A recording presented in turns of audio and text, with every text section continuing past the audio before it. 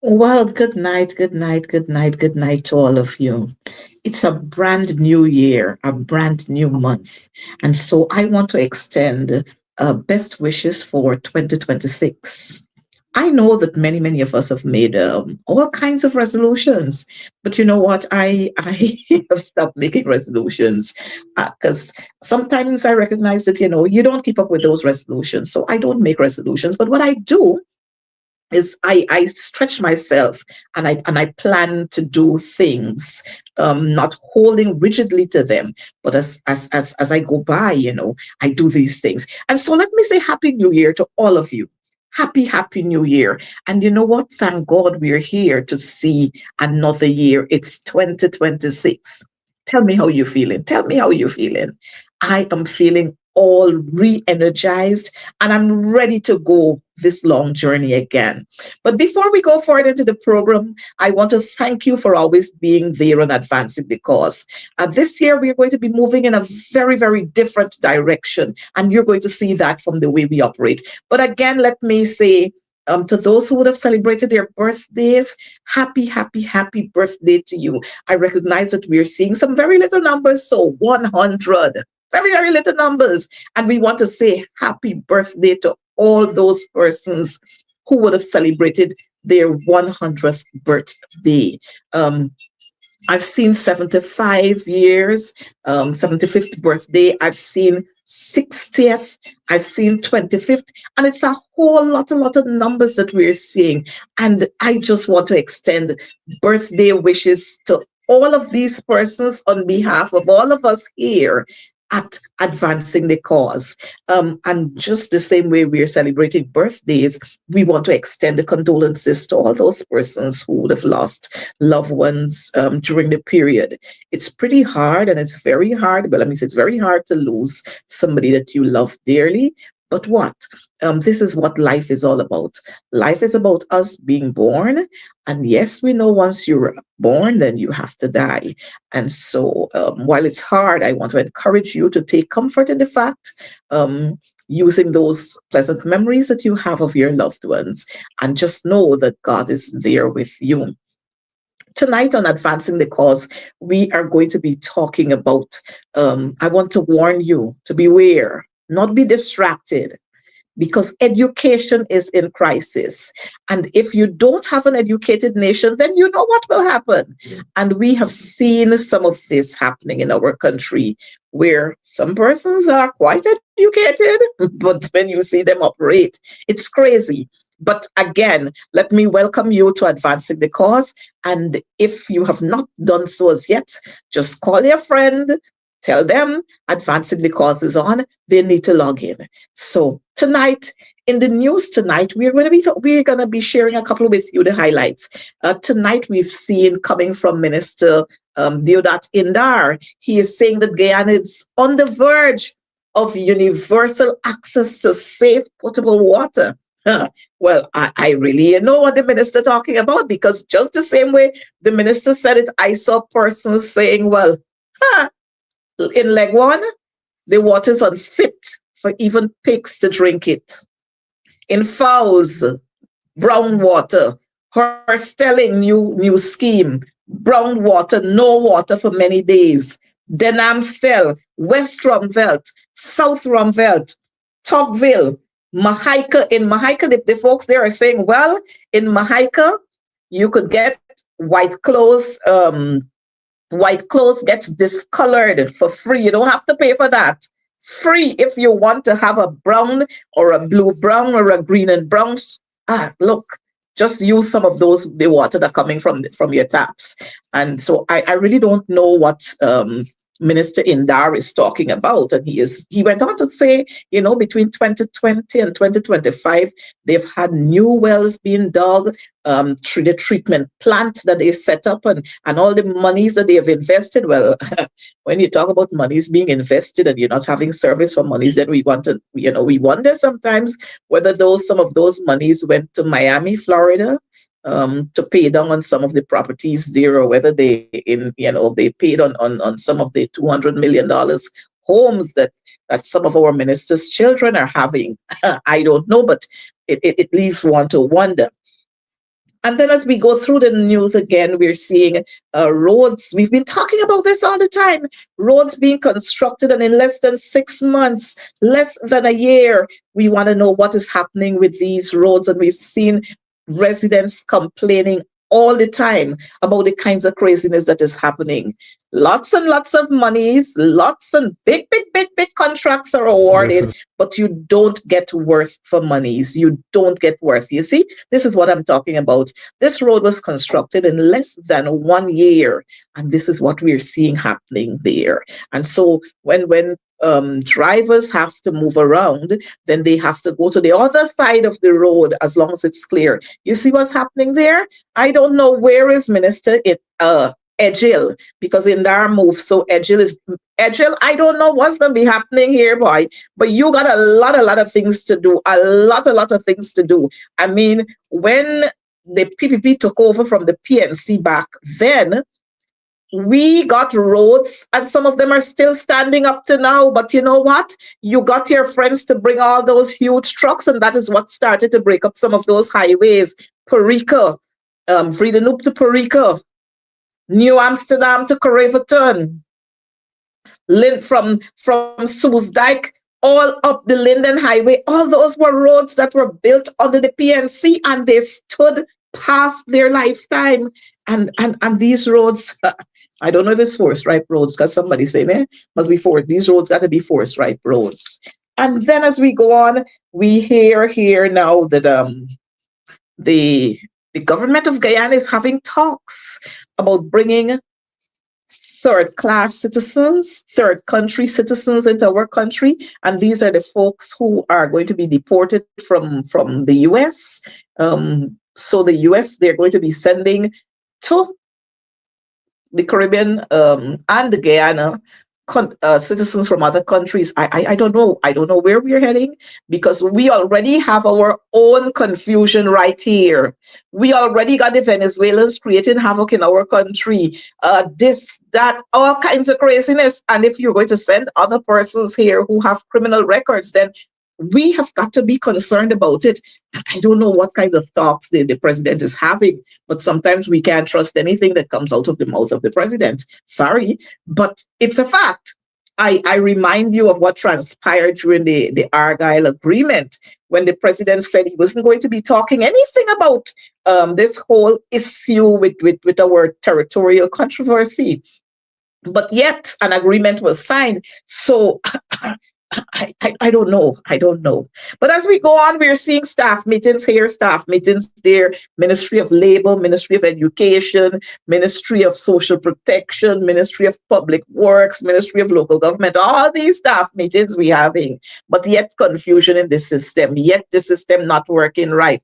The water system not right. We got utilities minister, we got housing minister, confusion there. We got local government minister, confusion there. Two ministers we have there, confusion there. We got Ministry of Labor. Well, don't talk about labor.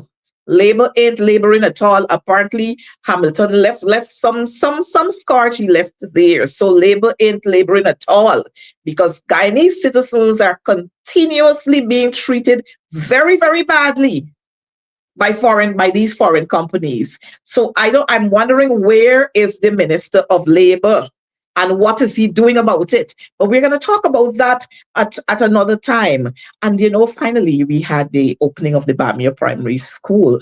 Lots of fanfare. How many contractors? How long did it take? I guess that we usually have a baby would take 9 months.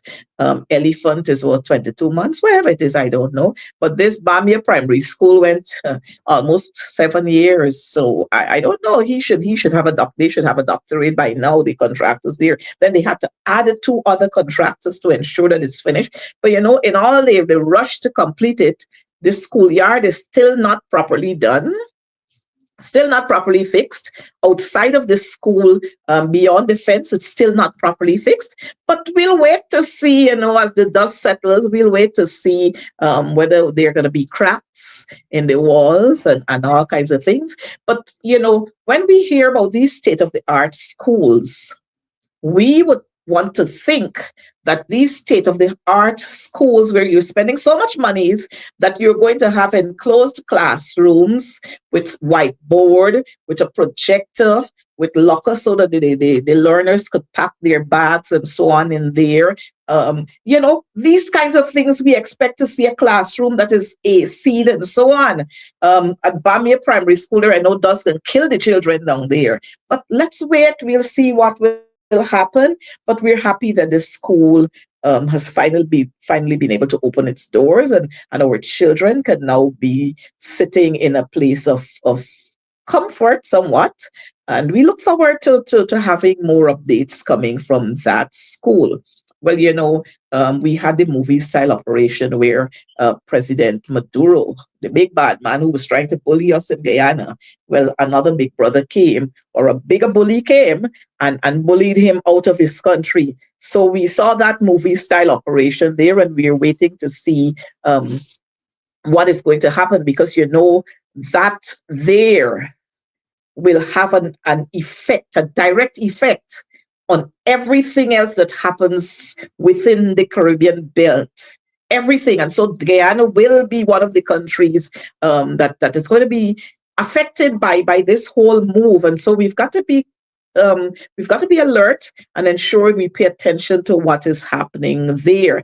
And then President Ali says again that he is reaffirming Guyana's commitment, reaffirming Guyana's commitment to democracy.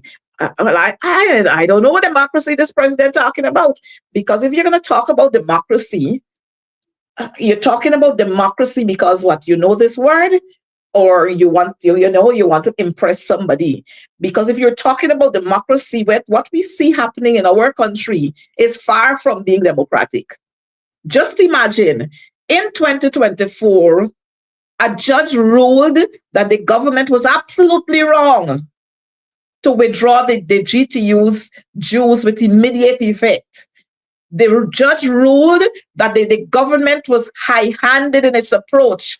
The judge ruled that the government had an obligation to speak to the union and to engage them, reference better conditions of work and salary increases. And they have not yet honored that. They appealed, and in the appeals court, they lost. And up as we speak, the government, they have not reinstated the deduction of the dues. They've not done anything. And you know what? They are keeping, they want to keep the union at bay. And then the president talking about democracy. Mr. President, wake up. Wake up from your sleep. Wake up from your sleep. Because I don't know what democracy you're talking about. But tonight we're going to talk a lot about what's happening in this country. I saw Minister Zulfikar distributing monies in Regions 5, the farmers who were affected by flooding. I hope he's going to be doing the same thing in Region 6. And while he's in Region 6, I'm hoping that he's going to touch communities like Manchester, Alness, Liverpool, Ulverston, Hochstyle, Firish, and so on, Gibraltar, those areas, that he's going to be touching those areas too, because we have farmers there who are affected. Farmers lost their livestock, they lost crops. But you know what? The PPP, they have a pattern where they only go to their supporters' areas where their supporters are living. They go there and they offer the kind of financial assistance, and that cannot be democracy. Mr. President, if you don't understand the meaning of the word democracy, don't talk about it. But tonight we're going to talk about education as in crisis, and we're not going to be fooled with all the fancy foolishness that we're seeing there. Education is in crisis, and to help us discuss this whole business and bring you the highlights are two wonderful persons that I am having on the program this evening. And let me tell you what, I've learned quite a lot from them. They are the real educators. Not some who jumping around the place, people who never faced an interviewing panel, people who never had to apply for position, but positions were just trusted upon them and they can't function. No, these are two real educators, two educators who went to real universities, and they did not only attend the university to allow their names to be marked present. They did the work, they submitted their assignments, they did the tests, the exams, and so on, and they passed with flying colors. So these are real educators that we're having on the program tonight. Operator, would you help me to bring our two guests on as we welcome them? We have Comrade Cheryl Sampson and Comrade Dennis Jaikaran. Good night to both of you and welcome to Advancing the Cause. Tonight we're going to be talking about don't be distracted, don't be fooled, please be aware, education is in crisis. The old saying says ladies first.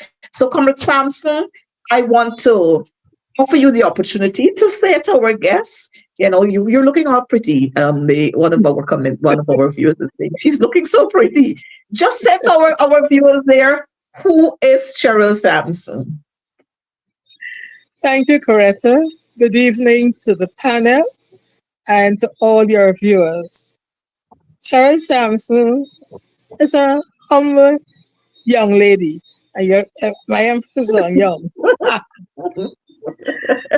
I am from the west coast of Demerara, the village of Iflat, where some people say there is a university.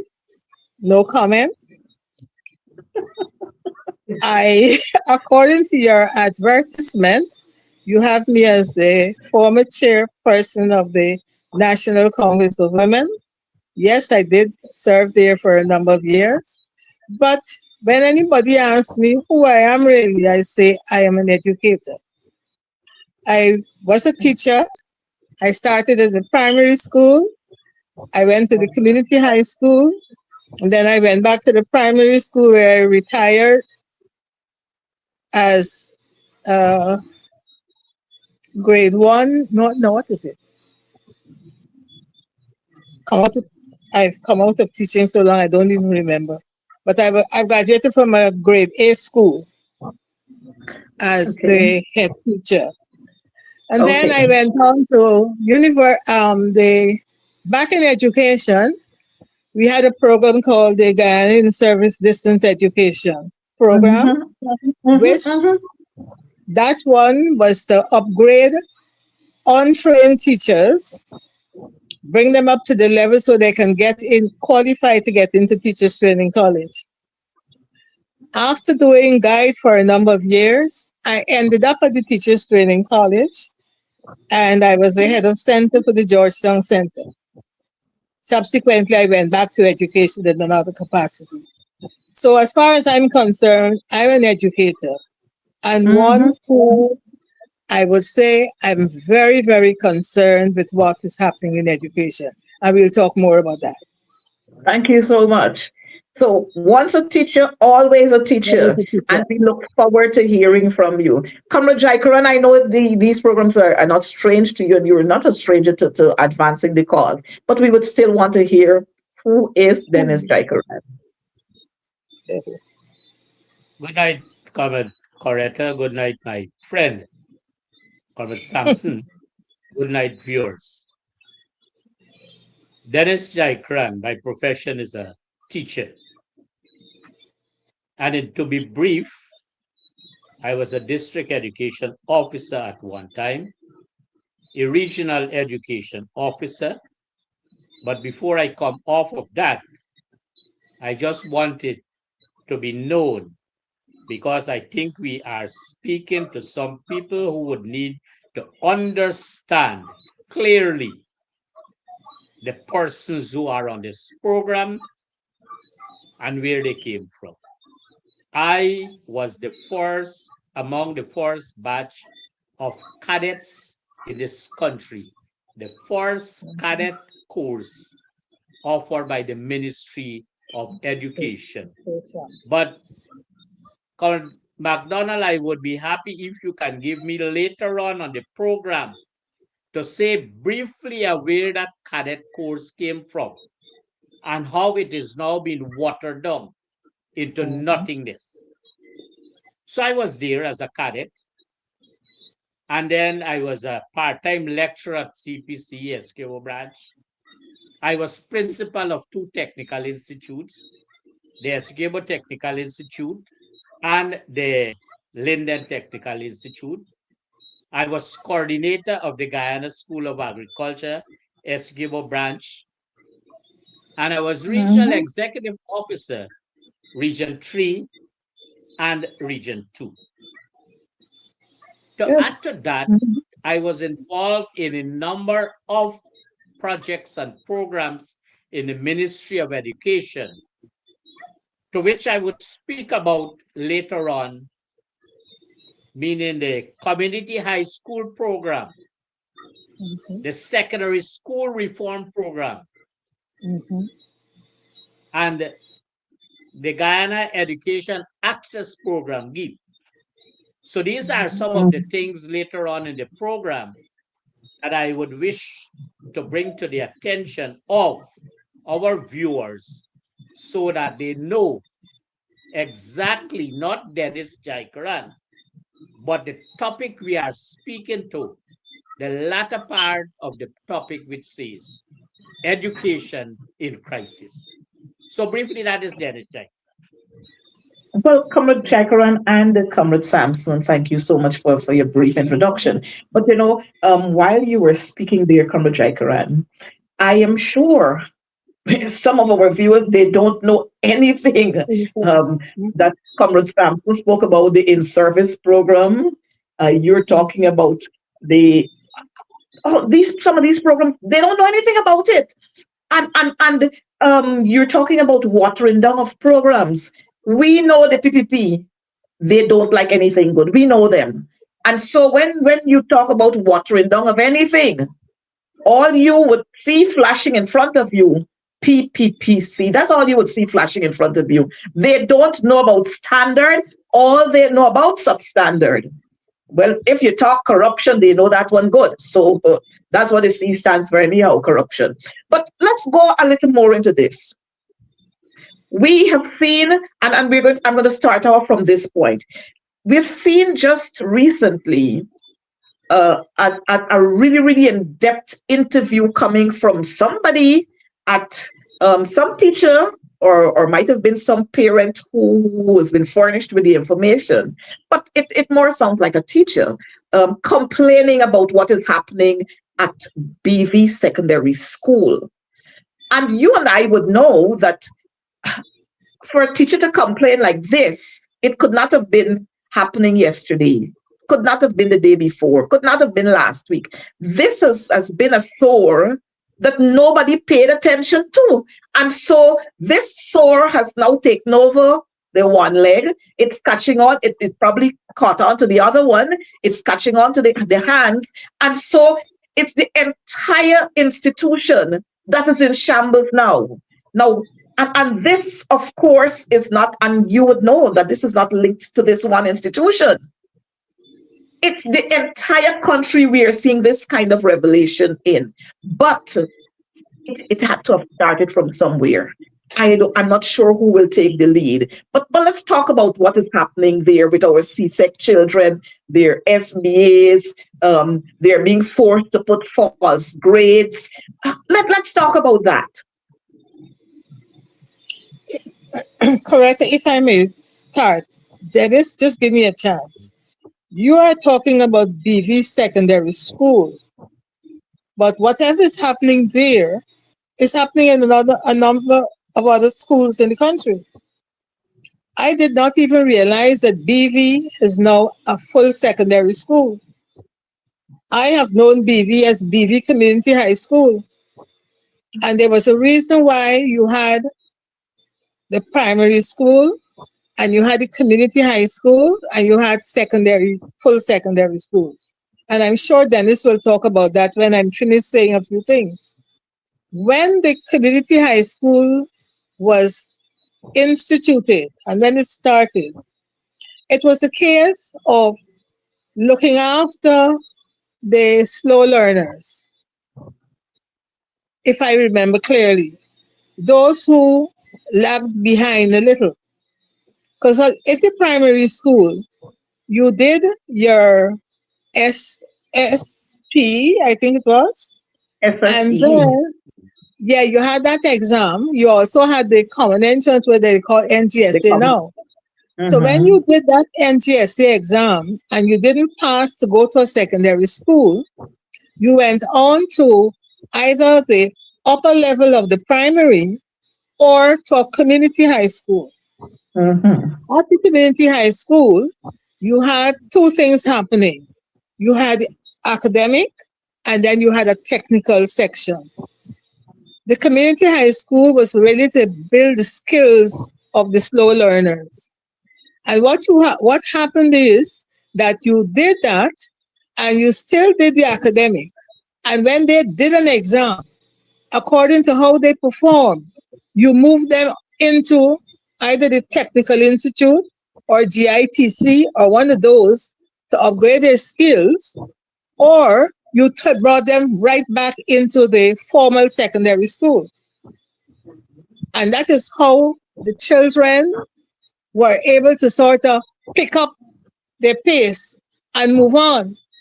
So although you didn't pass the NGSA at that level, you were able at some point to get into Technical Institute and do something else.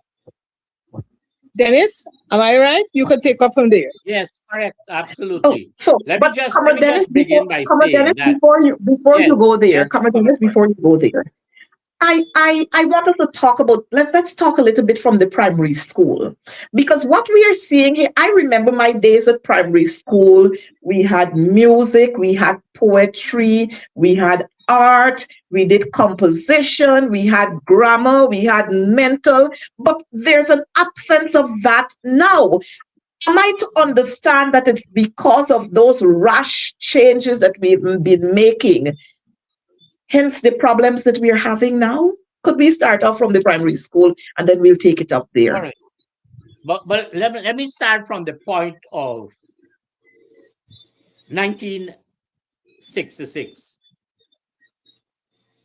Colonial education was meant to really colonize persons Mhm. because the pattern of education then would have allowed for training, specific training to train people who would want to be clerks and what have you.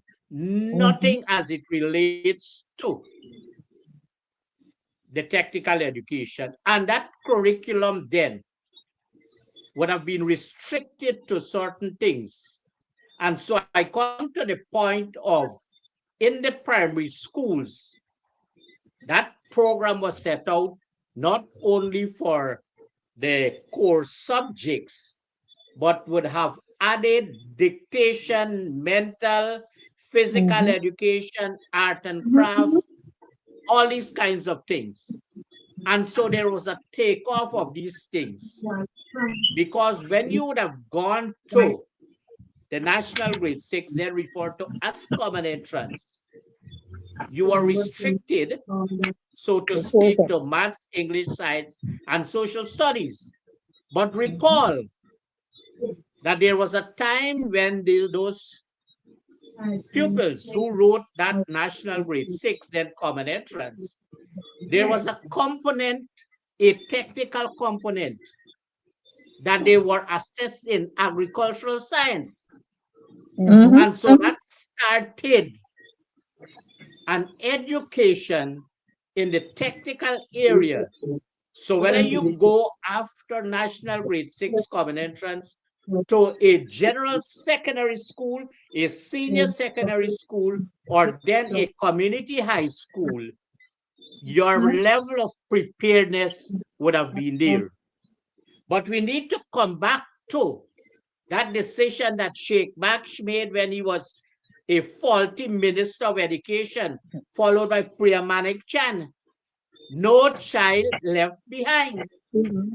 In education, there's a concept in psychology that says level of readiness for each stage of learning.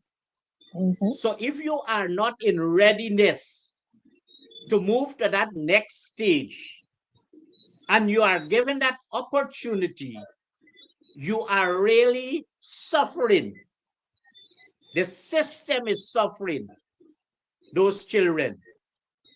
And those children that are being suffered would add to that level of let me have a coin war, the sufferation of the other children who would need to move on. So the system was geared to fail, and it is continuing to fail our learners. And so what is happening? When they get into the general secondary school, they are now being trained for SBAs and for passing subjects at CSEC.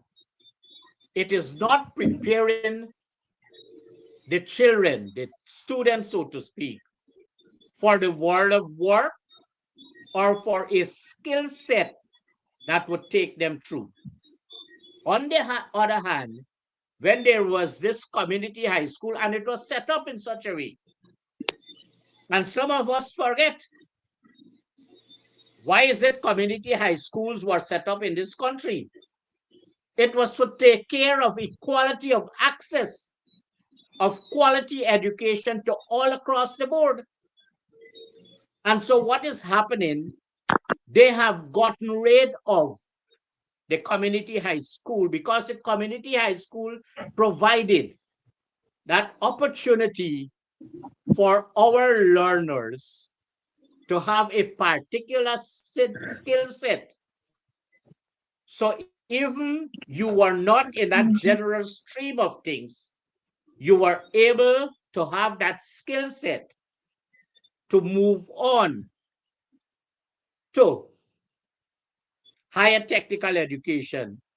And Comrade Samson, you are right, because some of them went to GTIG and so. But there was one concept, and they got rid of that too.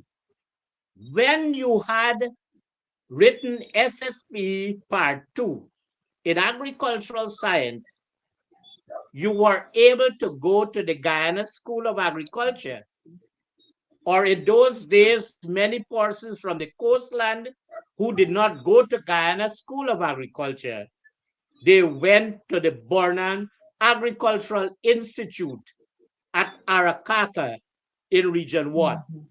Mm-hmm. And so you provided technical education. And those schools that Coretta McDonald made mention of, the primary schools with tops in those days, you had an industrial arts program that taught you metalwork, woodwork, technical drawing. And it was to that level that could have afforded you the opportunity to again move on to other technical schools, or you go into organized workshops and then you branch off on your own. So basically, from the primary schools, but Coretta McDonald made mention of what is happening at BV Secondary School. I happened to have a look at that letter. And what I read, I thought it fit that I should consult, because I have in every region of this country persons who I speak with on a daily basis as it relates to education, health, and the management of the regional system. And so teachers are concerned, and they were happy. And those teachers who made mention of, or the teacher who made mention of all those things that are happening there, it is not BV Secondary School alone. It is across this country. But a teacher would have had what it took that teacher, the professional person that teacher would have been, to say these things. And other teachers are now joining in. For example, we made mention of No Child Left Behind. And so these teachers are talking at the secondary school at grade 7 of children not being able to write and read. And so you have 4 or 5 years to prepare them for CSEC. What do you want our teachers to do? To do miracles with those children? How fair is it to our teachers? And when our teachers speak out about these things, the Ministry of Education, as mentioned in that letter, would want to do minor audits to find out, or audits to find out minor things from our teachers. You are auditing our teachers. You are investigating our teachers because of them being bold to speak on issues. So these are things you are talking about them. These things, if you ask our teachers, school reopened for this term, the second term of this academic year, which is Easter term. On Monday, today concluded 3 days. Ask our teachers how many of our school buildings were in readiness on day 1. Ask our teachers how many school compounds were in readiness on day 1. Ask our teachers about the physical environment, the utility service, lights, water. Ask them about these things. Ask our teachers about those 10-day-a-month workers, how they flood the schools and they sit idly by doing nothing. And our teachers have to pay attention. By the way, I am going to make mention of a school in Region 2 just now, where one of these 10-day workers, supported by their teacher, insulted, they played the tape for me, insulted our teacher because the teacher made mention of something about the child, wanted to fight that teacher and the headmistress of that school, who was administratively appointed.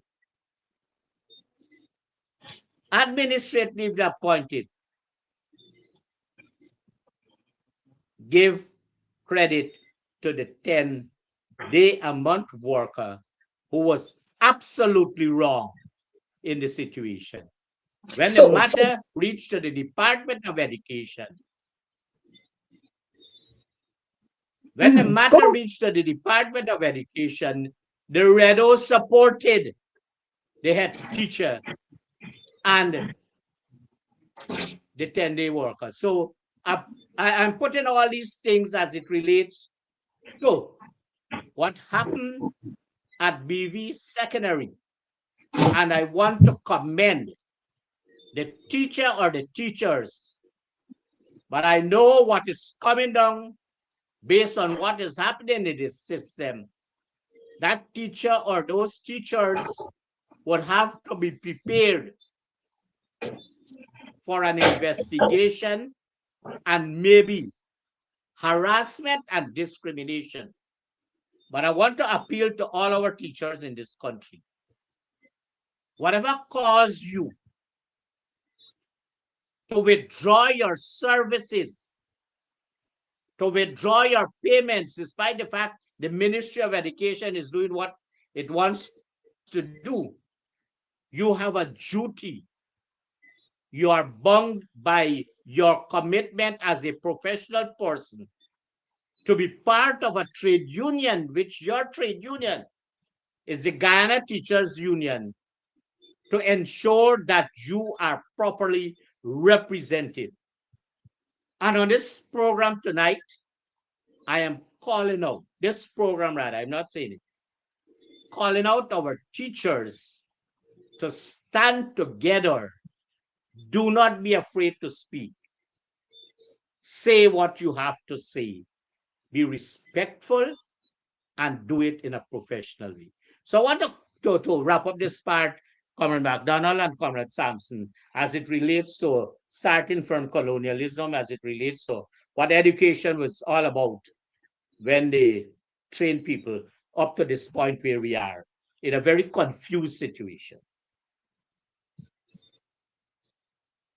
So, Comrade Jaikaran, thank you for that. I'm sure you brought some bit of semblance to the minds of our viewers. But I really want to get to this point where Comrade, I think it's Comrade Sampson who spoke about the primary schools, and if you couldn't, like we would say, quote unquote, mambo in the at the primary level to get to the regular secondary school, that there was a provision made for you, which was the community high school, which catered for students who weren't there academically, but they were able to teach them life skills. So when you left the school, you were a man or you were a woman, and you were able to continue your daily life.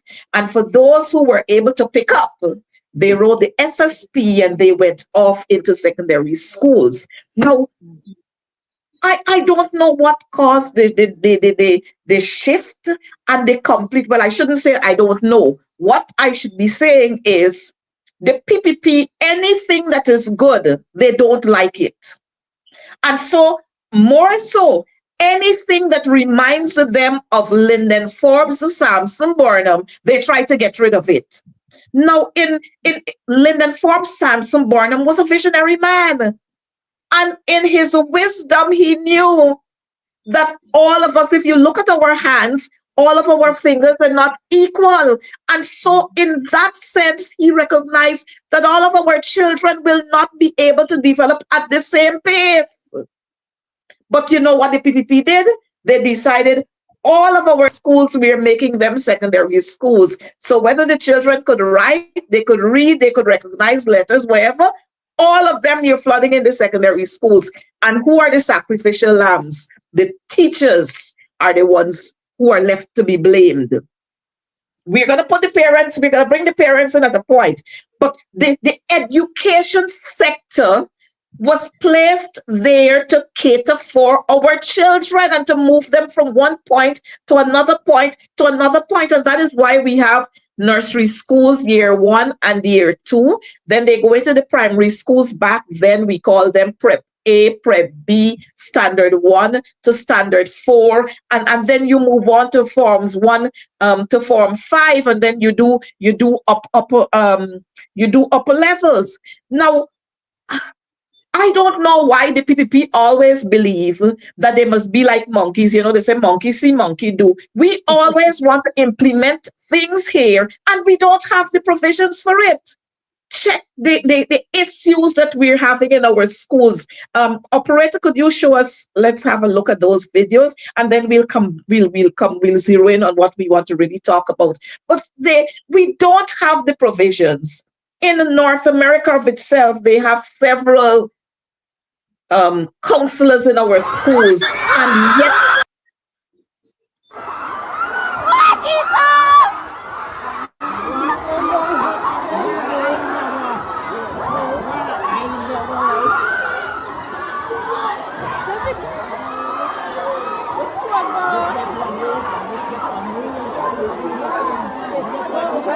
what is my father? What is father? Lord Mary.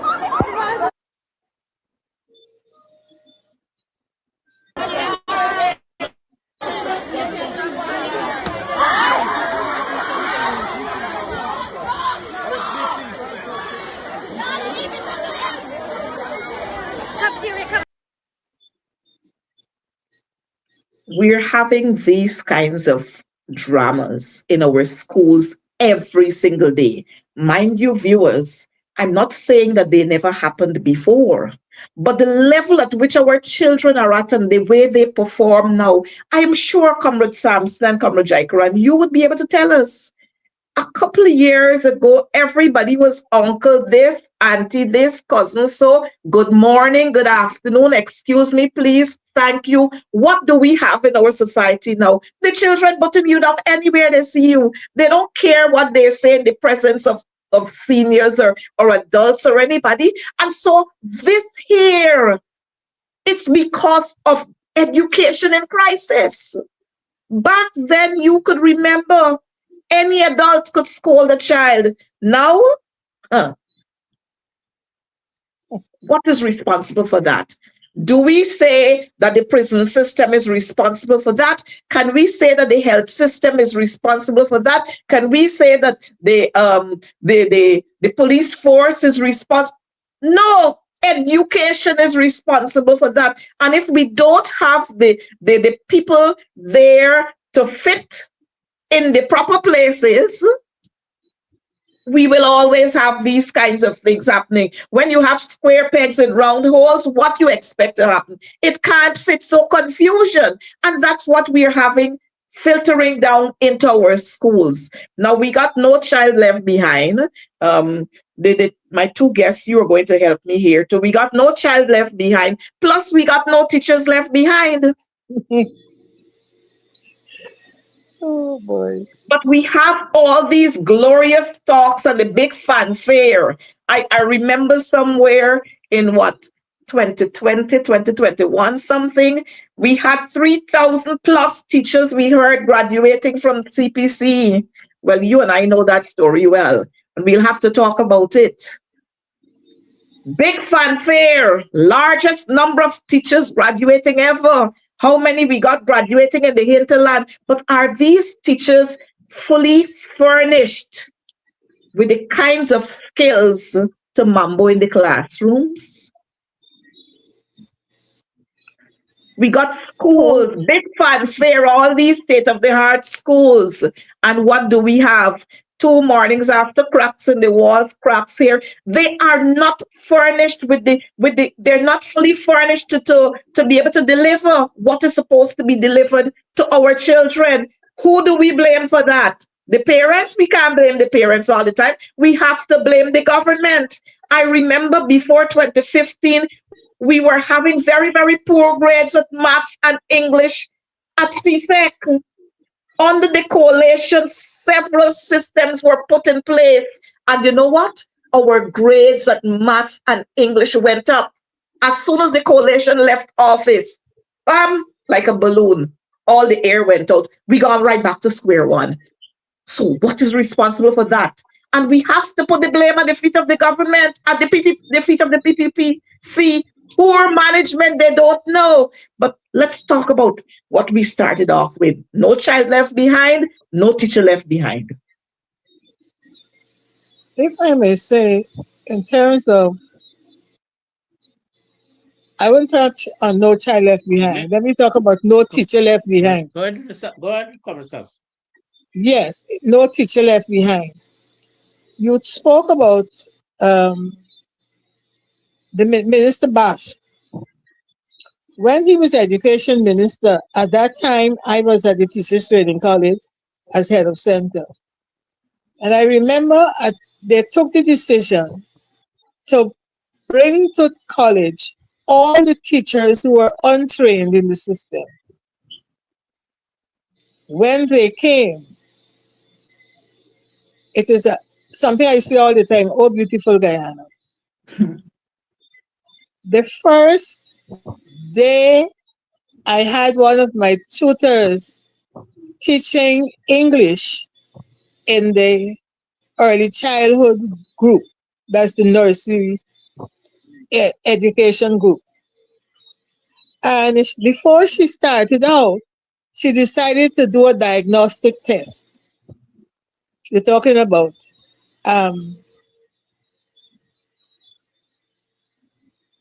grammar, noun, subject and verb, and the others.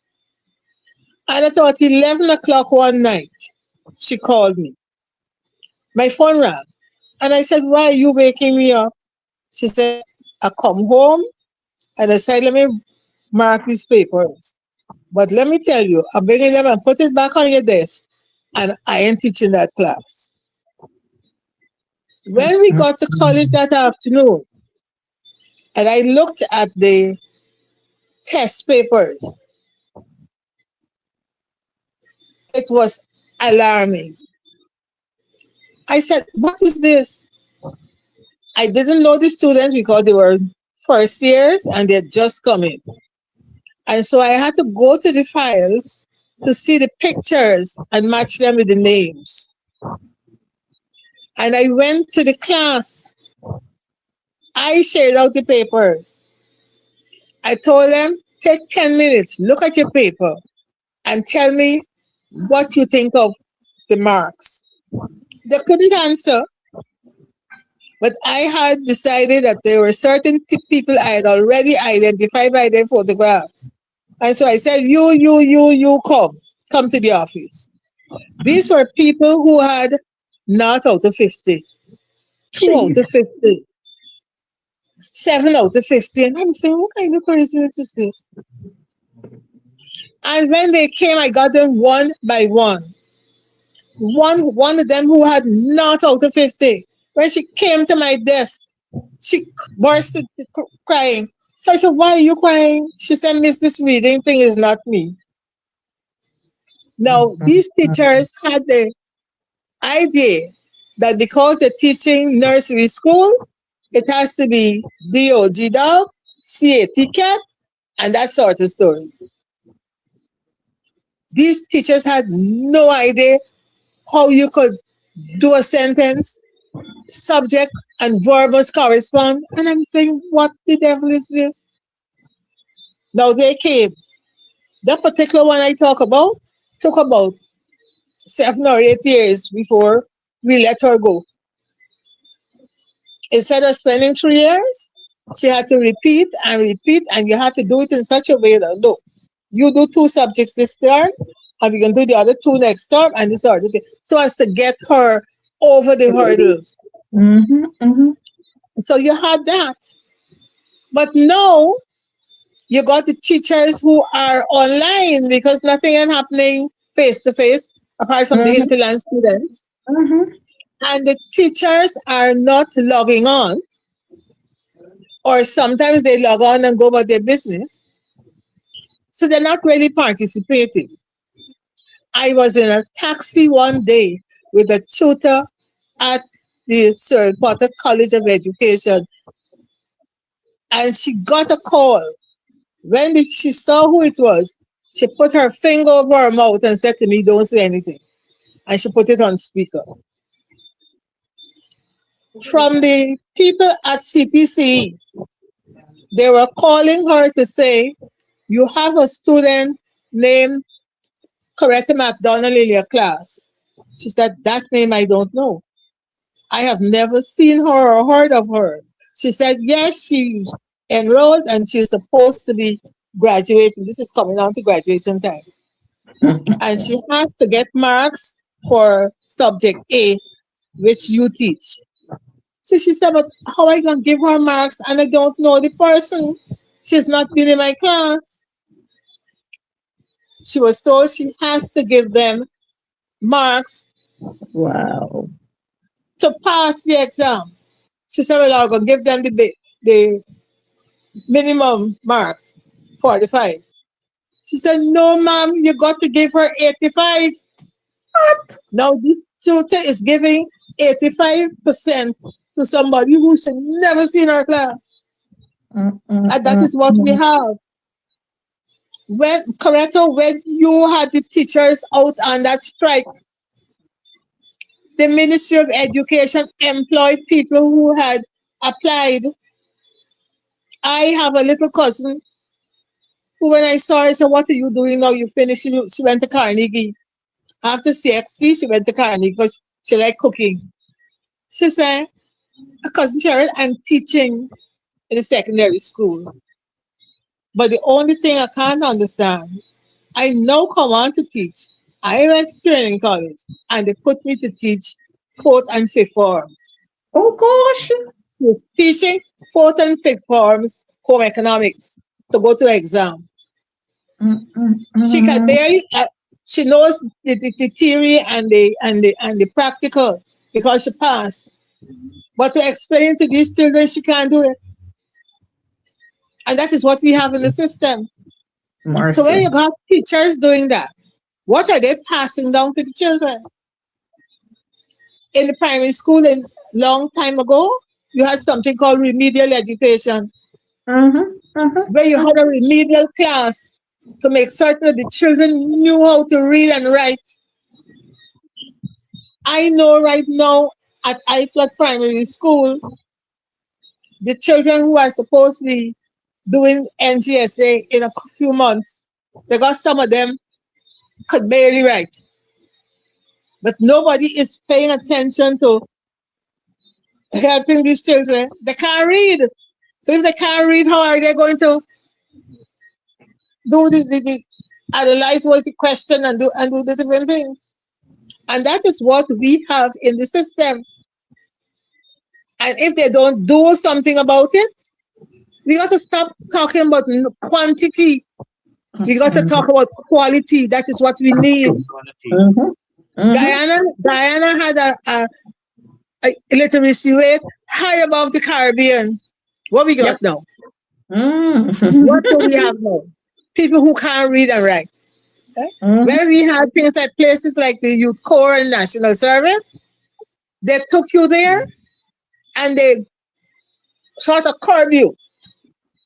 You got to understand this is what we do, this is the rules.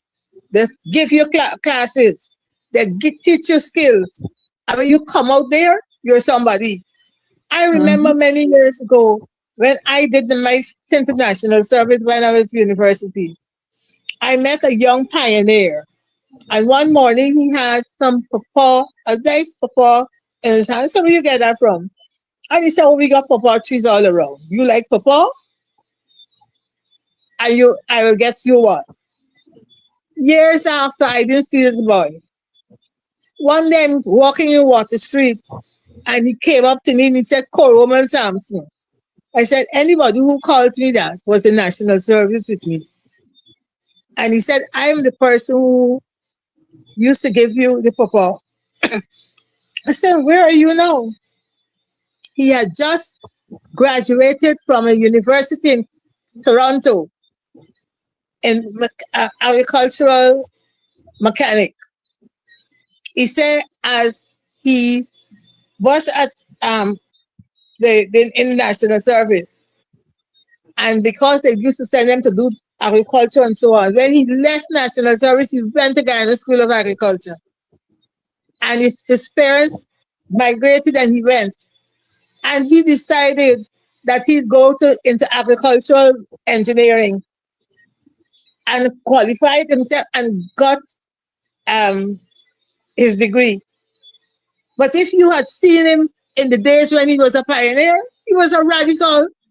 He said he used to behave so bad his mother sent him there so that they could teach him something. Lord help us now. I'm going to stop there. Well, I'm hoping that our viewers are really digesting what you were saying, because we have to stop hiding our faces in the sand and accept that this system is all mixed up and it's going downhill. This That's right. sector is going downhill and we have to accept that. But rather than accepting that, we have these who call themselves quote unquote lords and gods, who feel that they can come out there and they can spew all kinds of foolishness in the ears of people. And you tell parents, "Oh, we're giving you $50,000 cash grant for your children, grants for your children. We're giving you this, we're giving you that." Let's look at what happens when school is dismissed. We got the children lining at the bus park. Early in the Mm-hmm. morning, late at nights. During the Mm-hmm. day, you see them there waiting for special buses. We see them doubling up in buses. What did we have before? We had the Tata buses and the Kayo where you had contracts. And those were the buses that took you to and from school. During the David Granger time, we had the David G buses. We had the boats, which assisted parents greatly in getting their children to and from school safely. You hadn't to double up in buses. You hadn't to sit on the laps of any male or any conductor or any other male person or any other female. But what are we having now? A whole lot of lawlessness in the country. And what is the Ministry of Education doing about it? Absolutely nothing. All they know, some of them know they dress up with shirt, jack and sandals, and they walk up and down the place with some diary in their hand, and they feel that they could make all kinds of pronouncements. When they're not doing that, they dress up with suit and tie. When they dress up with suit and tie, they dress up with all kind of fancy clothes, and they feel that fancy speeches is what is going to take us through this life. While many, many, many, many are suffering. Teenage pregnancies increasing every day, crime increasing every day. And what are we going to do? Are we going to use the police to shoot them down? Are we going to lock them behind bars? We've got to change the system. And to change the system, it got to start from the education sector. That's the only way we can change it. In schools before now, we had needlework. You remember that? Of course. We had music and singing. You remember that? Of Huh? course, but all of those We, things are off the curriculum.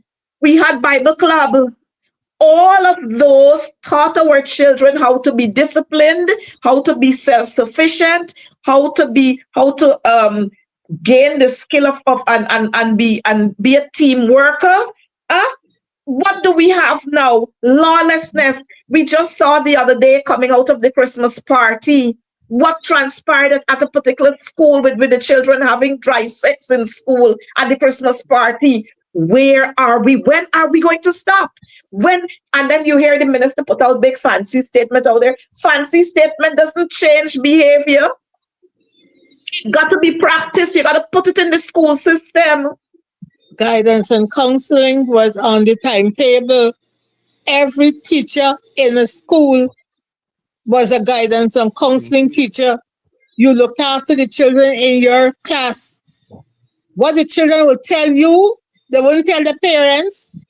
And you were, in those days, teachers were, look, Mhm, mhm, uh, mhm. uh, And you know, Miss I'm Sampson, getting I work. hear you talk about the teacher and the lecturer being give a phone call being made and told, and Mhm. that is not in isolation. It No, happens because all the time. I the, remember the mhm. lecturers at CPC when they complained to the then minister Priya Manichan and said, "Look, because of COVID and this, that." We cannot do this, we cannot do that, we can't have the graduation and so on. She said, make it happen Mhm. by Qua- whatever means, make it happen. And Quantity, not so, quality. and so teachers who were not in classes, teachers who missed half of the entire program, they were graduated, they got And false grades, they graduated with credit and distinction. You remember that year when we had a yes, whole, I mean, mhm. our viewers must understand that we are not bashing teachers, we are bashing the system. The The system, because they were System. system is told Yeah. falsifying. you have to Yeah. do it. Yeah. Where do we go? How do we restart? How do we press this restart button to start again? Mr. Jaikaran, I don't know. You probably could tell us how do we press that restart Yeah. button and where do we start from? Let me make a few points. One. Yeah. Yeah. Let me make a few points. When Comrade Sampson was talking about nationalism, I turned into my library and I have a paper here which says state paper on national service Mhm. as presented in the parliament by the then Lyndon Forbes Sampson board. Oh, This don't call the names. state Some people must paper, be trembling right I could now. make it available. I am a proud product of the Guyana National That is Service. service. I am an advocate for the reintroduction with whatever changes it might be for the Guyana National Service and the Youth Corps. Mhm.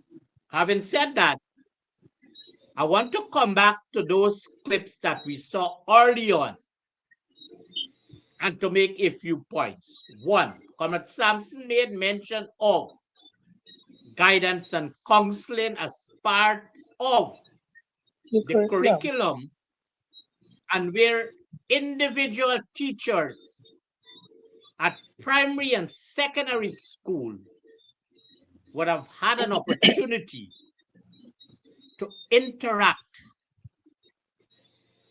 with their learners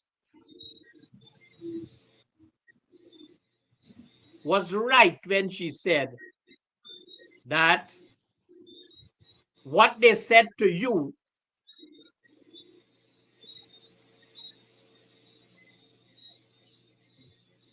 so what they say to you, they wouldn't say to the parents.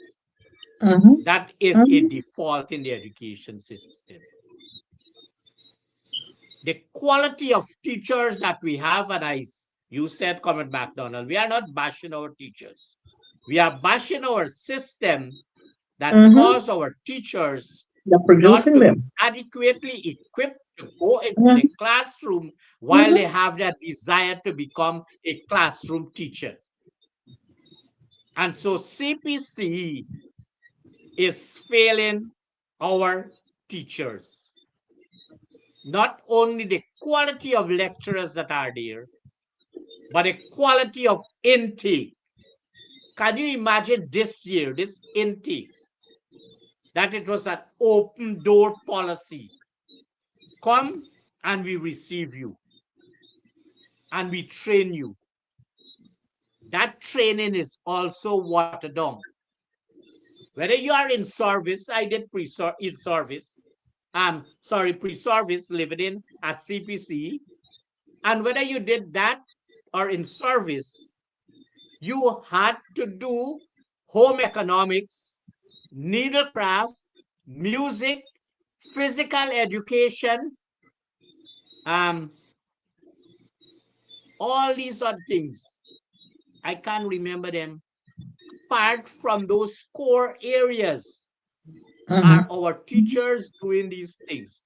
I want to make that link to show that in the absence of us not providing that opportunity to our learners, exciting their learning and that process of interaction, you are going to cause them to have an idle mind, resulting from what we saw in those clips. Next point, no child left behind. That is a dangerous policy. You are promoting persons, allow them to go to another stage they are not prepared for. I made the point before. And you are suffering them, and you are causing them to be further eliminated from going to the next stage. But when we come back to teacher training, are we having the right set of persons? Myself, Coretta McDonald, you, Coretta Sampson, check who were our principals in those days, our deputy principals, our senior lecturers, our lecturers. Those were persons you could have looked up to. Our teachers, as they interact with the lecturers, our in-service and our pre-service, there is no match to that, and that is also responsible for what is happening in the classrooms. Schools welfare officers. I said many times on this program, they are a waste of time. I repeat it tonight. Long ago, when a person is supposed to be a school's welfare officer, the substantive position in a school to move off to that particular training, specialized training to become a school's welfare officer, that training was provided by Central Ministry of Education. Your position had to be peace, a senior master mistress. Who are our school's welfare officer now? They are never classroom teachers. They are not trained. In some regions, like in Region 2, all the school welfare officer and the whole Department of Education, sorry to come off that, they are all involved in contract and catering and whatever. And they are encouraged, some of the head teachers. School Mhm. reopened 3 days ago. Some head teachers have not yet reported. I'm making this public. Let the world know. Some head teachers in Region 2 have not yet reported for duty, and there is a cover up by the regional education officer. But let me come back to violence in school. The system is not prepared to take a hand to curb violence in school.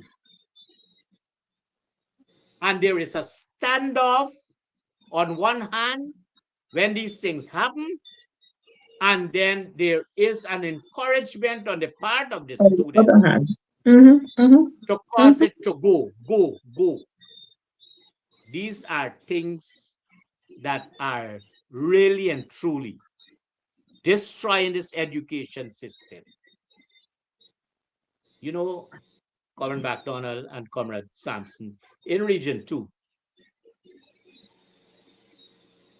And I want to congratulate that person. I don't want to call name. She was heading CPC, and with the help of the regional education officer, she was kicked out of that position. I know the teacher. I Thank know the God, teacher. thank God that teacher is a graduate and she's now joining you, my sister, as a Mhm, member of mhm, the National Assembly. mhm. Beverly. Oh, As a member of the National Assembly. Mhm. So I make those points to show, starting from national service that Comrade Sampson made, coming on to schools welfare officer not properly. None of them were in the classroom, so it is difficult. The next point and the last one is work-study attachment. Work-study attachment, you do not have that. If you have it, and I think it might be, it is Mhm. not meaningful On the because scale. the Mhm. briefing and debriefing, those things are not there. They change up what is known as science fair into one set of STEAM, STEM, and what have you, defeating the purpose. Career fair, they change it up into one sort of different kinds of thing. So you do not see that link between career fair, where these agencies would come, and when they would have concluded their attachment at work study and their interests, and based on the subjects they would have written at CSEC. So these are all disconnect principles that are not given credence, not only to our learners, but to our parents and the institutions that are to receive these students after CSEC. They are not matching industrial um, principles and existing principles of industrial practices that exist presently to cause that training to match. So I wanted to make those points. Comrade Jaikaran, while you were talking there, my mind went way out. And I'm now thinking about coming into mind all of these secondary schools that we have, secondary schools with dormitories. I noticed the Ministry of Education flashing a refurbished school dorms. I think it's somewhere in either Region 8 or Region 9, somewhere there. But when we think about these schools with dorms, again, the education sector is failing our children. We don't want to remember the Madhya tragedy. But if we were to look at President's College, while we are flashing and boasting about refurbishing one, what has happened to the several others? We have the dorms of charity there. President's College, flash that and show us what is happening there. St. Ignatius Secondary, Paramakata, is it Paramakata they were showing? You have dorms. Man, it is so, so, so very crazy. But the thing is, we have to get to this point where we've got to zero in. Where do we start from? And for me, we must start from the level of appointing education officers. Have you noticed what is happening in our education sector? Anybody is an education officer. We already short of teachers, and we pull in the teachers from schools because they're closely connected to somebody and somebody and somebody. You pull them out of schools and you second them to the Department of Education. While you have them at the Department of Education, the school is short of a unit. Nobody else can fill that space because that unit is already accounted for while they're performing duties somewhere else. And they move off to the department, and they could even function, some of them at their schools, but they put them at the department to perform duties as education officers. More confusion in the system. So the problem is at central ministry.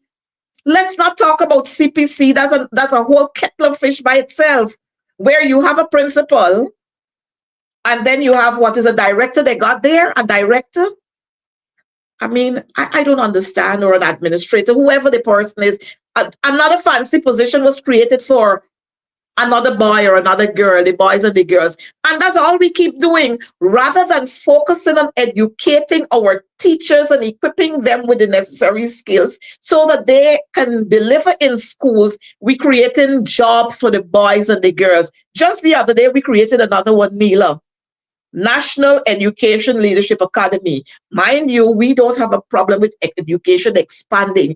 But while we're expanding the scope and we want to pull this in and pull that in for our leaders, the head teachers and deputies and HODs and so on, we have the Cyril Potter College of Education. We have NSERD. What are we doing with these entities? Why can't we not put this unit under CPC, somewhere by CPC, somewhere under NSERD? But again, we're creating a new arm because we have a building that is owned by maybe Sonia or Saddam Hussein or some one of them. And you're going to rent it for big money. So money's for the boys and girls. Then we're going to have an administrator, a director, and deputy director, and all kind of tours we're going to have. And they're running the show there, creating more confusion in the system. So rather than resolving the issues that we're having, we continue to create more confusion. CPC needs a total overhauling. CPC's program needs to be completely restructured if we're going to talk about producing quality teachers and not quantity. If we want the school systems to be fixed, then we have to ensure that the teachers who are going into the classrooms, they are qualified enough to deal with the issues that we have in our schools, to be able to teach. If I'm a math specialist or a language specialist, I must be able to go in the classroom and deliver A1. But what we got math specialists, and then you're telling them, oh, well, when you wrote CXC, you passed geography and you passed this, so you could teach that in another department in the secondary schools. In the primary schools, we're making them all kinds of things. I mean, we've got to change the system. And if we don't change the system, we will see many, many more of what we are seeing happening here.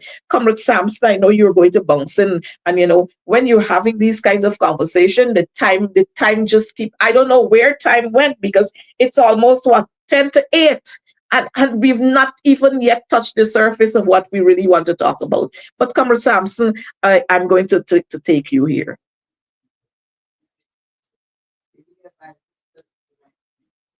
We're not hearing you. Your mic is muted, I guess. With his phone.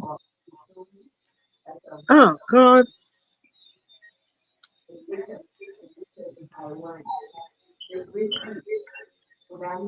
Not sure what to do.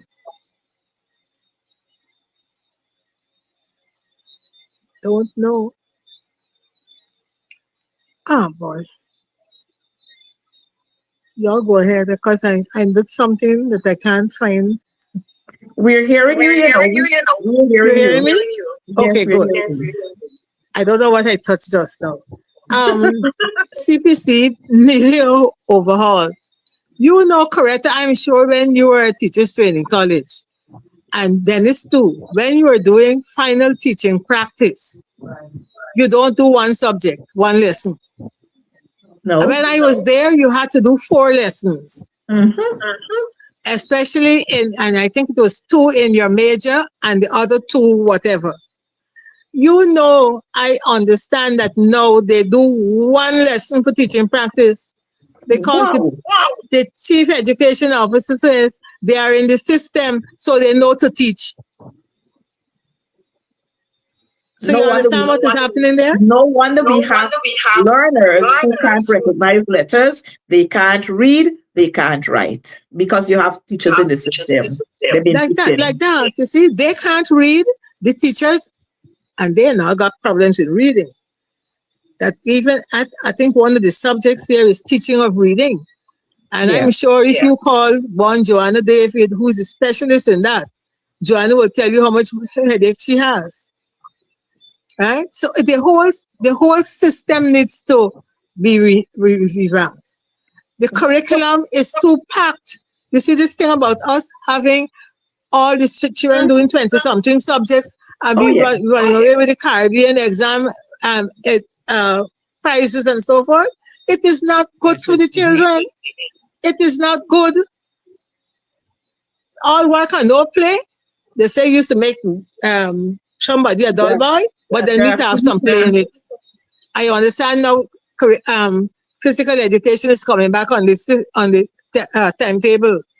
So I don't know who is training them to teach the children physical education. Oh, beautiful Well, Guyana.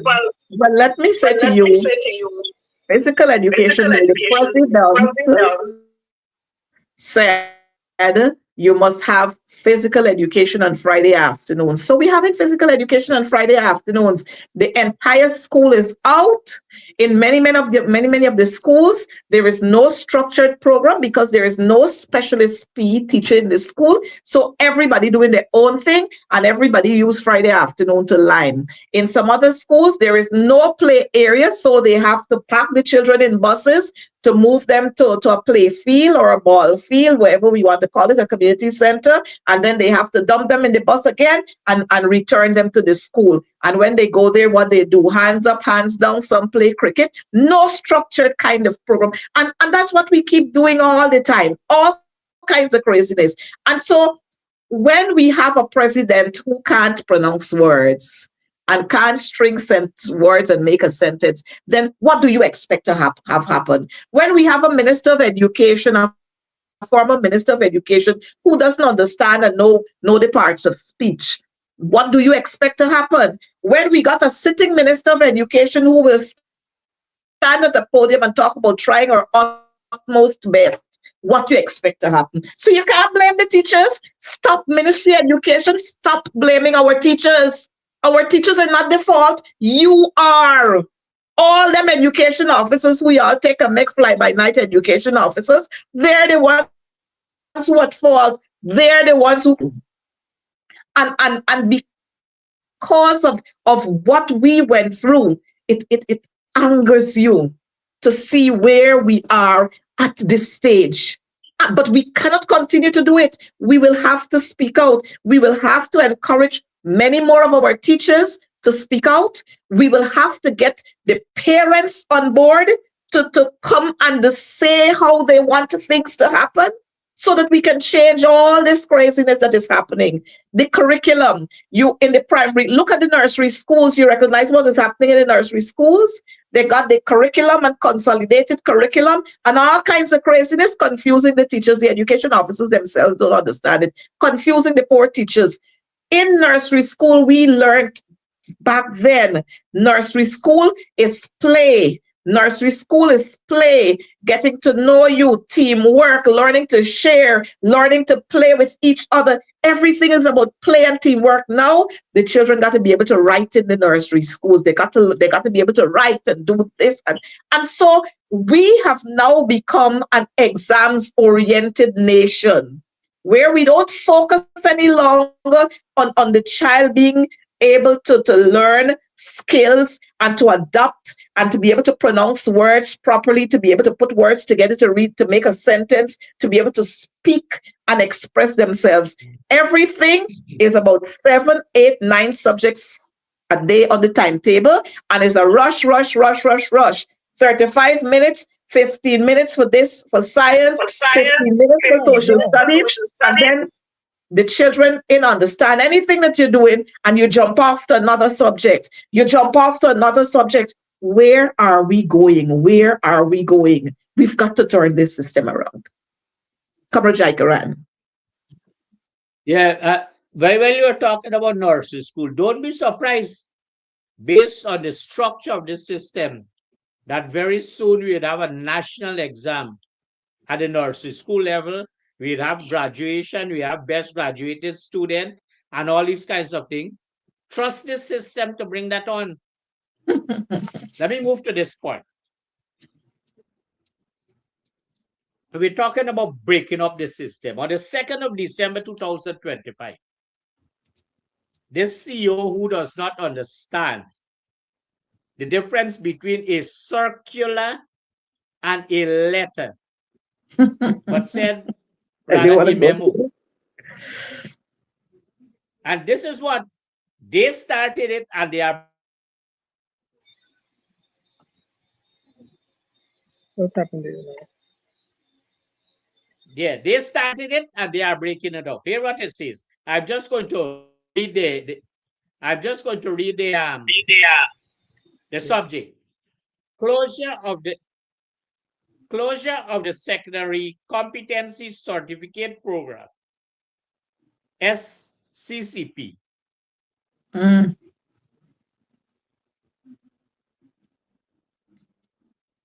The Ministry of Education hereby advises that a secondary competency certificate program, SCCP, will no longer be offered to students at the end of the current academic year, 2025-2026. Standards are falling apart. Every day, every day. This is a skills-based program. This is a skills-based program. And I don't think the Deputy Chief Education Officer, I don't know who gave him a doctorate in 2 weeks in India, but he refers to himself as a doctor. A waste of time as a Deputy Chief Education Officer technical. Doesn't know what technical education is all about. And so they are helping to fail the system. And when the system would have failed, our learners are the persons who suffer, who are the failures. You know, so I just wanted to make this point about the circular. I just want to say to us, the memo rather, that is serious though. I just want to say to us and to remind all of us that LFS Burnham, through his wisdom, established and initiated free education from nursery to university across this country many, many years ago. Who stopped that? It was the PPP. But I see them coming again and talking about university is free and university is free. You stopped it. So if you stopped it, then you had to come again to ensure that it is made free. So don't come and polish these things and get people to believe that you're making university free. University was always free. Under the PNC, we had textbooks at all levels. Under the PNC, we had food feeding programs, not Melju bread, not early morning chana and curry, not sour juice. We had proper breakfast under the PNC. Under the David Granger administration, we had it even then. And during those times, we had no oil monies. Now we have oil monies, but yet our children cannot be given a proper breakfast. You know? There is no structured program in terms of the persons who are delivering these breakfasts, who is supervising them. No structured program. So Cheryl Sampson, she knows the CEO. And she talked to him. She get contract for 2 schools to provide breakfast for 2 schools. Cheryl Sampson never went anywhere. Never went to Carnegie, but she know to cook a little bit and she's a friend. So she get 2 contracts. The same thing we are doing with the contractors for the schools. 1 contractor servicing 8, 9 schools. That is why right now we have schools that are not yet reopened because it's 1 contractor servicing 8, 9 schools. So you can't complete it. This is what we have happening in the system. And you know what? The 3 Fs, those in the 3F group, they're the ones who are benefiting, while the masses of our people continue to suffer. I'm hoping that people will take time off. Viewers, take time off to read the manifesto that was provided to you by the APNU. Compare that with what you're having now. Compare that with what transpired between 2020 and 2025. Compare that with what transpired during 1992 to 2015. And you are going to tell us, or you're going to be honest with yourself to say who is better prepared to run the affairs of this country. We don't want to talk about corruption, because if we talk about corruption right away, Susan comes to mind, Mustafa comes to mind, Irfan Ali comes to mind, Gangster Granny come to mind, all of them come to mind. A while ago we had Dolphin. Now we got properties and vehicles and all kinds of things. I'm saying this to say, we have got to make the difference in this country. We have to return this country to its former glory. And the only way we can do that is by standing up and being bold and speaking out against these issues and taking action. That's the only way we can resolve them. I know that our time has caught up with us, and so I'm going to take our last words from you, our guests. It's a pleasure, and it was a pleasure having you here. We've got to do this again, because we've got to talk about what's happening at the university. We've got to talk about what's happening at some of our technical institutes. We've got to delve deeper into what is happening into education, because you know what? Plenty of those boys in the ministry and those girls, they're making big monies off of the tech program. They're making big monies off of when we have the workshop, man, some of the education officers, they become the caterers and so on. They catering the food, they do everything. They're providing the materials, everything. They got big stationery store and so on, providing everything. So it's all about a money-making thing. And the emphasis is not on ensuring that you create a rounded individual to fulfill the needs of our people who are lacking. We can't talk about counselors, guidance counselors, and so on. That's another story by itself. But I'd like to have your last words on the program, that is, for now. Your closing remarks. It was a pleasure being on your program. Let me start. But you want to start? Go ahead.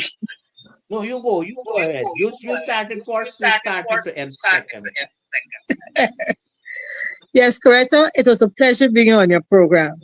I mean, we have just touched the tip of the iceberg. As you speak about education, it hurts me, because I've been in education since way back. But the Ministry of Education, the ones who are looking at the curriculum, the ones who are deciding what the children should do, how many subjects they should do, they should stop and think. The children need breathing space. We need to look at what we are giving them and remember that education is the foundation for anything. Whether you are a minister, the government, whether you are a farmer, whoever, you have to go to school at some point. And you have to have a good education, a good foundation to be a responsible person in your country. As I said, you've just touched the tip of the iceberg. I don't know if I want to come back on the program, but who knows what. You've been asking me for a number of months. I've been shadowing you, but I finally got here. And it was a pleasure being with you and Dennis. And to the viewers, I say, let us hope for a better new year, this 2026, than what we had last year. Thank you very much. You're so welcome, and thank you. So let me close by saying that since I'm co-host of this program, I would always be on this program. I want to close with a very general recommendation. And it has to do with from the Chief Education Officer. We take those at the top later on, the Minister and the PS. Coming on to the District Education Officers, we are not saying all are not good persons. But for us to understand better, how is it they can improve their own professional way of doing things. And not only that, since our teachers are bold to speak out, it might be good enough if the Integrity Commission and the Auditor General, that this program has been calling out time and again, can be so bold enough to ensure that the Chief Education Officer and every other officer to those at the Department of Education, the REDO and the entire staff, meaning the district education officers and the school welfare officers, to have them declare their assets truthfully, honestly, and sincerely to the Integrity Commission and let there be an investigation. If we don't start at that point, we are not going to start getting the honesty and sincerity in this system. But as I said, I would be on this program continuously. And continuously, I would be calling out the Auditor General. I'm going to call out the Integrity Commission. And I'm going to call out the Ministry of Education, the Ministry of Labor, the Ministry of Local Government and Regional Development, the Ministry of Health, and all the regional democratic councils across this region.